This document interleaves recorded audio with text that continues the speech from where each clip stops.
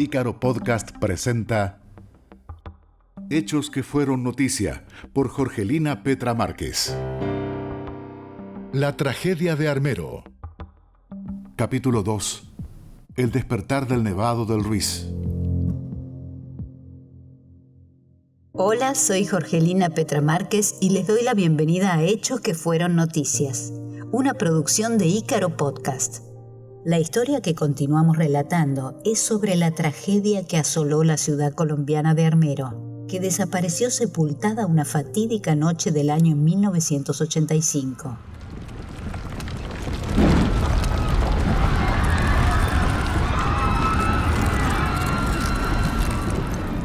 La noche del 13 de noviembre de 1985, la tranquilidad de Armero se vio abruptamente interrumpida. Una gigantesca avalancha de agua, lodo, rocas y otros materiales se desató sobre la ciudad, cobrándose la vida de más de 20.000 personas. El volcán Nevado del Ruiz fue el desencadenante de esta tragedia. ¿Pero habría sido posible evitarla? Francisco González, un habitante de Armero, es claro al respecto. Armero es el mejor ejemplo en materia de desastres de origen natural de lo que no se debe hacer. Hoy día el volcán ha dado muestras de una posible erupción y las poblaciones cercanas, pues obviamente con lo que pasó en Armero, tienen miedo, han tomado más conciencia. Le hace falta también al Estado hacer más campañas de divulgación. La gestión de riesgo debe ser permanente. Francisco González nos aportó más información. En el mismo año de la tragedia, Armero se benefició por una creciente actividad turística gracias al Nevado del Ruiz y su campo de hielo. La novedad fue que se podía esquiar en una región tropical. Esto fue intensamente promocionado por las autoridades nacionales y locales. Se construyó una carretera y un parador tipo chalet suizo para recibir a los turistas. Sin embargo, ya aparecían señales preocupantes de actividad volcánica. Más curioso aún fue que advirtieron que Laika, una perra pastor alemán, daba señales de nerviosismo cuando se producía algún evento vinculado al volcán. Sabiendo esto, se decidió increíblemente que este animal fuera utilizado como un improvisado sismógrafo. Las autoridades confiaron en que el can, con sus ladridos, alertaría cuando se produjera algún acontecimiento volcánico. Nunca se informó si la buena de Laika cumplió con su cometido. Faltaban 300 días para la tragedia. Pero vayamos a los hechos. En respuesta a las señales de actividad volcánica, los expertos de Ingeo Minas inspeccionaron un pequeño lago en la cima del Nevado del Ruiz. De esta laguna brotaba una columna de lodo líquido de hasta 10 metros de altura. Esto los alarmó y aunque informaron de ello, las autoridades no tomaron ninguna medida. Faltaban 100 días para la tragedia. A medida que avanzaba 1985, surgieron signos claros de peligro. Expertos de diversas partes del mundo se unieron para analizar la actividad del Nevado del Ruiz. El volcán se convirtió en un caso de estudio internacional. A pesar de esto, la falta de recursos y la ausencia de profesionales colombianos en monitoreo volcánico fueron grandes obstáculos en evitar, aunque sea en parte, la tragedia que se avecinaba. Faltaban 90 días para la tragedia. Acción inmediata. En septiembre de 1985, al haber trascendido versiones preocupantes sobre la actividad del volcán, la tensión social en la zona aumentó. Los habitantes de las ciudades del departamento de Tolima realizaron un paro cívico en conjunto exigiendo la atención del gobierno ante la amenaza inminente del Nevado del Ruiz. Prioricemos el bienestar y la seguridad de nuestro pueblo. El alcalde Ramón Rodríguez de Armero y el senador Guillermo Jaramillo alzaron sus voces en el Congreso Nacional sobre el riesgo inminente del Nevado del Ruiz, pero sus advertencias fueron minimizadas y no se tomó medida alguna. Faltaban 80 días para la tragedia. A pesar de la indiferencia de las autoridades, la lucha por prevenir la tragedia continuaba. Hubo técnicos que detectaron una obstrucción en el río Lagunillas, producto de la actividad del volcán, y advirtieron que en caso de rotura de ese dique, Armero podría ser inundado. Ante esta alarma, simplemente se recomendó que la población juntara llantas de vehículos infladas para enfrentar la posible llegada de las aguas. Faltaban 75 días para la tragedia. Deje de alarmar al pueblo con sus... La resistencia de algunas de las autoridades a la solicitud de medidas de prevención también estuvo presente. El alcalde de la ciudad de Líbano exhortó al profesor y volcanólogo Fernando Gallegos a terminar con la difusión de alarmas sobre el volcán que él hacía públicamente. Faltaban 70 días para la tragedia. El 11 de septiembre de 1985, el Nevado del Ruiz tuvo su primera erupción registrada en tiempos recientes. Un flujo de lodo provocado por el derretimiento de hielo proveniente de las laderas del volcán cortó una carretera cercana al río Ualí. Además, las cenizas expulsadas por el cráter alcanzaron a ciudades en la cuenca, generando esto una alerta a nivel nacional. Hay que configurar el mapa, urgente. Como respuesta, las autoridades gubernamentales ordenaron la creación de un mapa de riesgos para tener un panorama completo de la situación. Faltaban 63 días para la tragedia. Pero eso no fue todo. En octubre de 1985 se presentó finalmente en Bogotá el mapa de riesgos. Las consecuencias pueden ser enormes si no tomamos... Aunque los expertos intentaron comunicar y sensibilizar a la población sobre la amenaza del Ruiz, sus esfuerzos resultaron infructuosos. Debe haber algún error. Además, el gobierno consideró exageradas las conclusiones, consecuencias del mapa y solicitó más información, aplazando la toma de decisiones. Las cartas estaban echadas.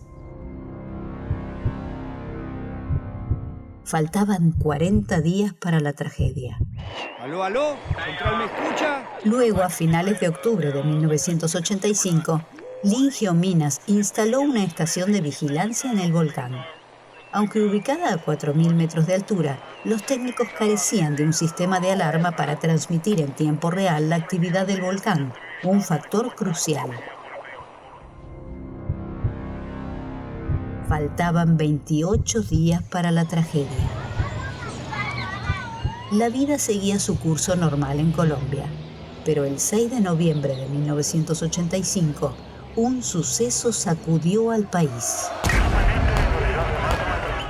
Un comando guerrillero tomó el Palacio de la Suprema Corte de Justicia en Bogotá. Esto obviamente acaparó la atención nacional durante días, dejando de lado el tratamiento de otros asuntos importantes, como que la actividad del Nevado Ruiz continuaba silenciosamente y el tiempo disponible para tomar medidas de prevención se agotaba. Faltaban 7 días para la tragedia. Registramos movimientos sísmicos en el Nevado del Ruiz. El 10 de noviembre, radioaficionados informaron sobre ruidos extraños provenientes del volcán.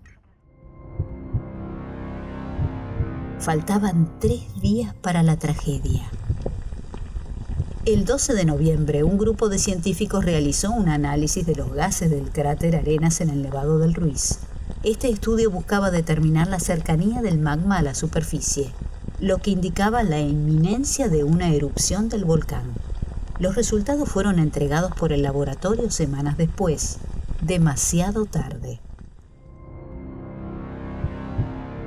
Faltaba un día para la tragedia.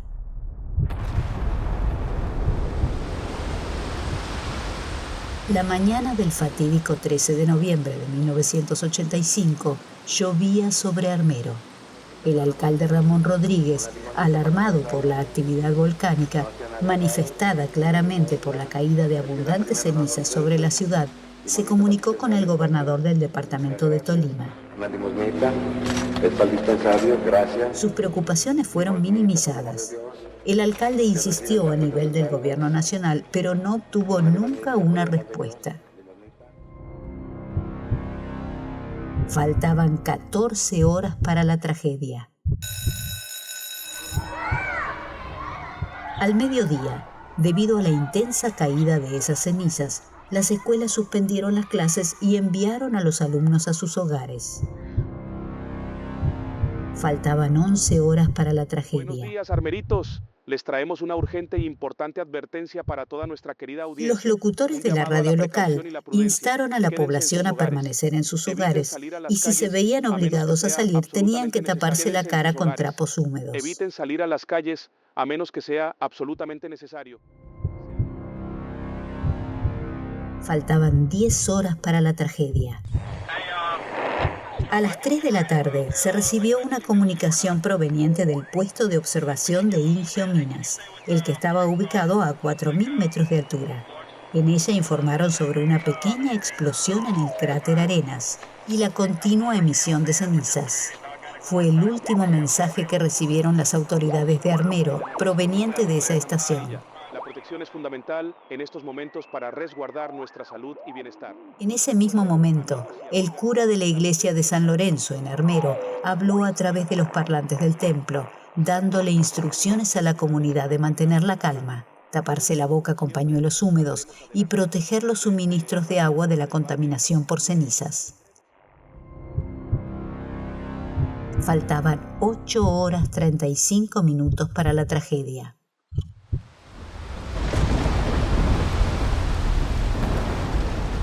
A las 19 horas, con la llegada de la noche, la lluvia caía nuevamente sobre Armero, dando paso a una tormenta eléctrica con intensos relámpagos y truenos.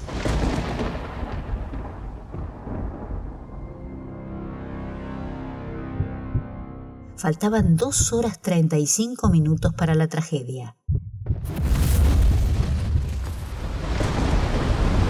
A las 21:15 de esa noche, el volcán explotó a través del cráter Arenas, pero la tormenta eléctrica sobre Armero era tan intensa que no dejó a los habitantes de la ciudad oír el ruido de las explosiones que se sucedían en el Nevado del Ruiz.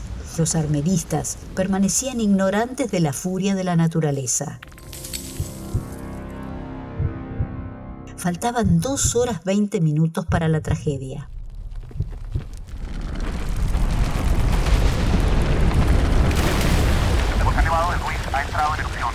A las 21:24, desde el puesto de observación, se observó una erupción mayor, acompañada de un deslizamiento del hielo glaciar, que de inmediato formó un lajar. Intentaron comunicar la devastadora noticia a Armero, pero carecían de los medios necesarios. Fueron testigos involuntarios del consecuente desastre, sin poder hacer nada.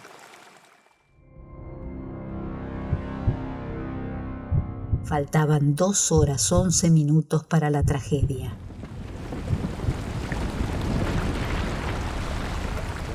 A las 11 de la noche, Armero quedó sumida en la oscuridad total. El lajar, que se deslizaba ladera abajo, había destruido la central eléctrica que abastecía todo el valle. La central estaba ubicada en el cañón del río Lagunillas. Fue la primera construcción humana destruida por la avalancha.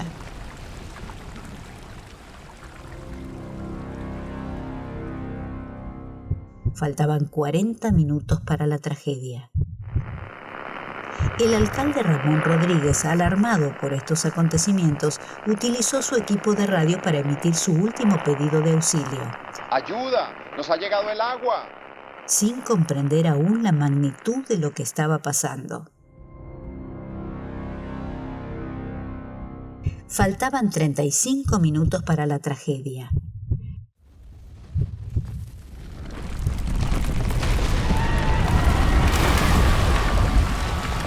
A las 11:35 minutos de la noche del 13 de noviembre de 1985, el lajar emergió del cañón del río Lagunillas como una colosal pared de 30 metros de altura que avanzó a una velocidad de 60 kilómetros por hora y se expandió como un abanico a lo ancho y a lo largo del valle, sepultando a Armero y a sus habitantes.